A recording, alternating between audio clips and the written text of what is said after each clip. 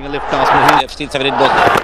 Again, all of a sudden, goes, and it's a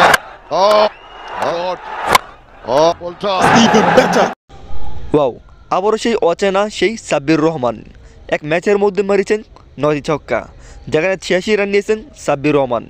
কে বলেছে সাব্বির রহমান হারিয়ে গিয়েছে? যেখানে সাব্বির রহমানকে বল করতে গিয়ে প্রথমে ডজ দিয়ে ফেলে সেই বোলারটি, আর এতে একবারে খেপে যান সাব্বির রহমান। এরপর যখন সেই বলারটি আবার বল করতে আসে, তখনই ভাবতে থাকে উচিত একটা জবাব দিতে হবে সেই বলারকে।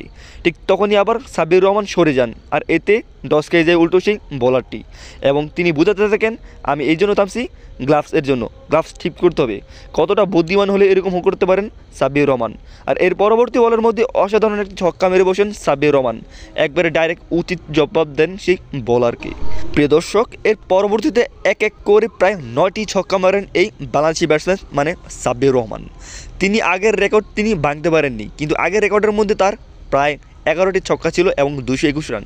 কিন্তু এই ম্যাচে তিনি অপরাজিত থেকে লাস্ট পর্যন্ত 84 রান করেন, আর মাত্র কয়েকটি রান ছিল 100 করার জন্য, কিন্তু সেটিও নিয়ে ফেলতেন যদি হাতে বল থাকতো। প্রিয় দর্শক, সাব্বির রহমানের ব্যাটিং আপনার কাছে কীরকম লাগে কমেন্ট করুন কমেন্ট বক্সে। সবাই ভালো থাকবেন, সুস্থ থাকবেন।